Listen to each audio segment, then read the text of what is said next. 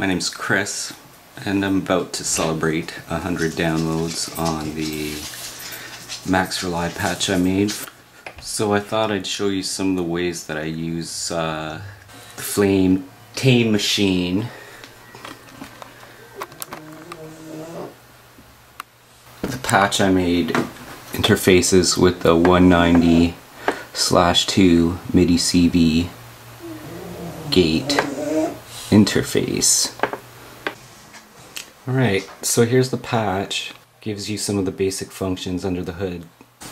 There's other stuff in there that you can get at. Mostly stuff for polyphony and velocity, fine-tuning of the output and stuff like that. If you want to send one of these messages to the module, you're going to go over to the module, and under the input here you can see there is a learn button. Hold it for a second and the light will flash. You're ready to send a command. We can send a command for the key assign mode first. So I think factory setting is highest note first. So let's try last note to make a difference here. We have the light flashing, and we're gonna hit last note. The light stops flashing. I'm using the Launchpad 95 script for my Launchpad to emulate the push controller.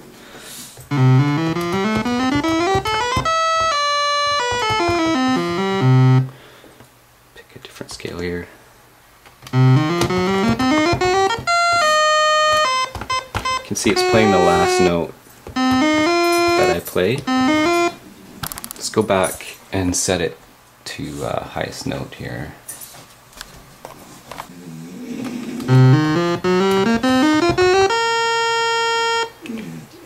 So you can see if I hit a lower note, it doesn't play it until I let go of the higher one.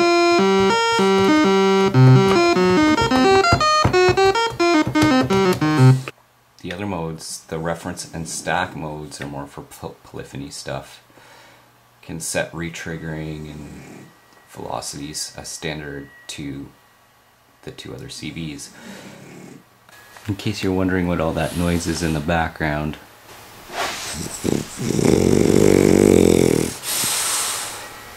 the manual says that the factory settings for the CV controller output is 1 modulation wheel. I find mine responds to 74. You can program it to whatever you want by hitting the learn button, changing the number, and then turning the dial that correlates with that number. It can get tricky with the order that it chooses to place them on. It just goes between velocity output and controller output, back and forth it seems, so pay attention to which knob is controlling which port. One easy way to get it going would probably be just to leave the settings as they are right now, press the learn button, and rotate the CV velocity dial and verify it's working, and then do the same with the CV controller dial and verify that that is working. So this is where it gets fun and very useful. We're not going to use the node output of the module. Instead, we're going to use 3 LFOs, and we're going to control this mini synthesizer voice. Keep it simple. This is basically the dark energy in the modular format. So I'm going to start by using the pitch bend as a clock. I set up my MIDI LFO maxforlive patch as a rectangle, synced 16th notes. I adjusted the phase to 1.57. I just found that's kind of the groove that I like when it syncs with my other outboard gear and Ableton. It's basically like a swing offset. Think of the phase that way. It's where the starting point of the LFO is going to be in time.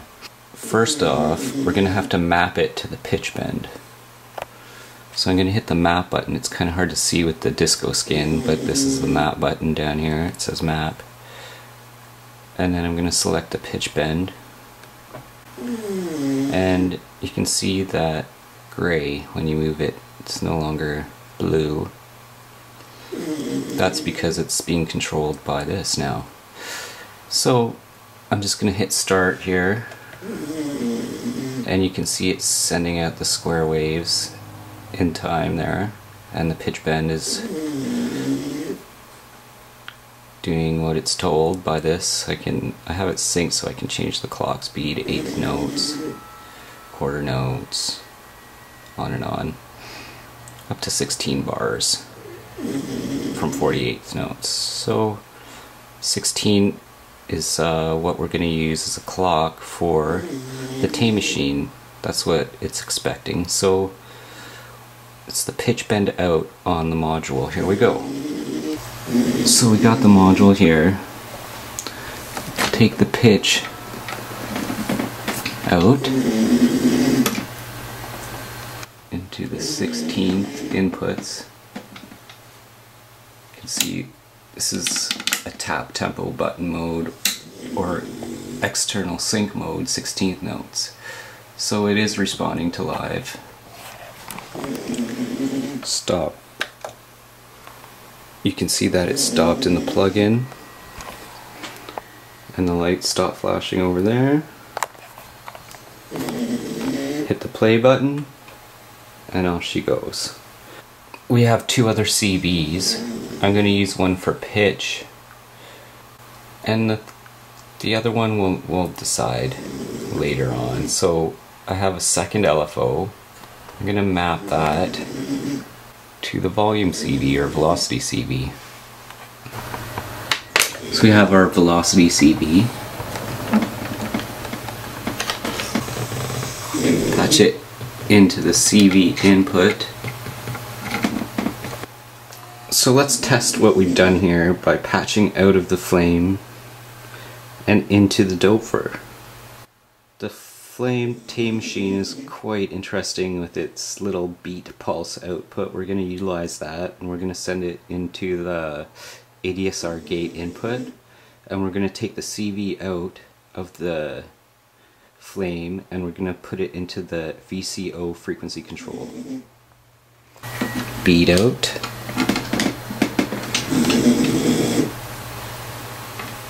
To the ADSR. CV out into the VCO-F.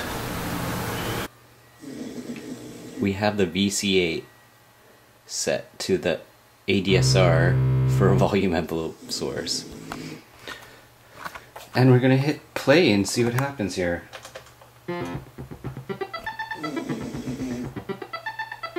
So you can see it's getting the 16th note timing pulses. And it's getting the sine wave from the second MIDI LFO, so I can control things like the depth.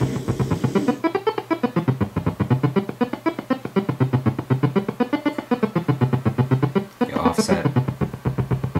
A little trick too, if you just want to use it as a DC offset, you can just automate the offset too, if you don't want to use it in LFO.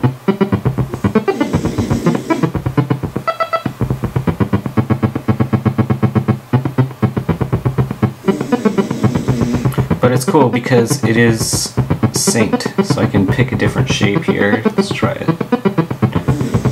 Triangle. A down ramp.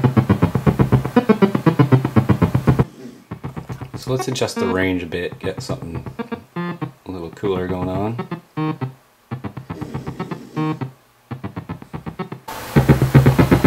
I'm going to use a 707 to demonstrate the sync.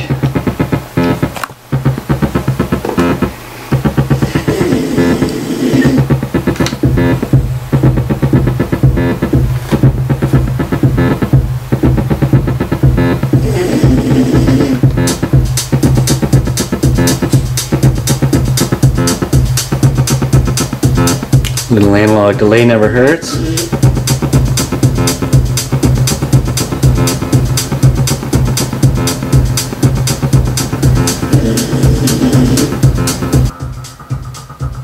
So let's utilize that third output. I have another LFO set up here.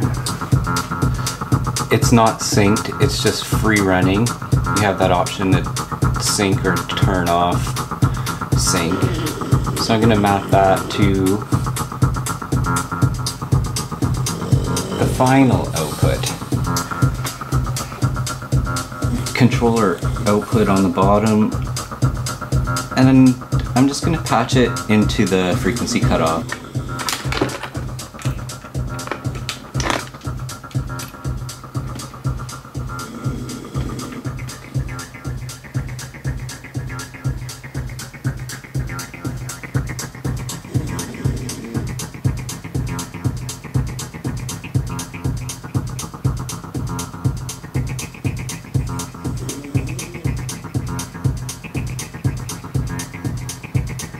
Yeah, there you go. So there's one way to add 3 extra LFOs to your modular with this patch. You can use it with all sorts of plugins, envelope followers that are assignable, or step sequencers. There's so many maxforlive patches, so many opportunities to have fun, learn new things, and be innovative. So yeah, don't hold back. Get yourself a copy of this A-102-2.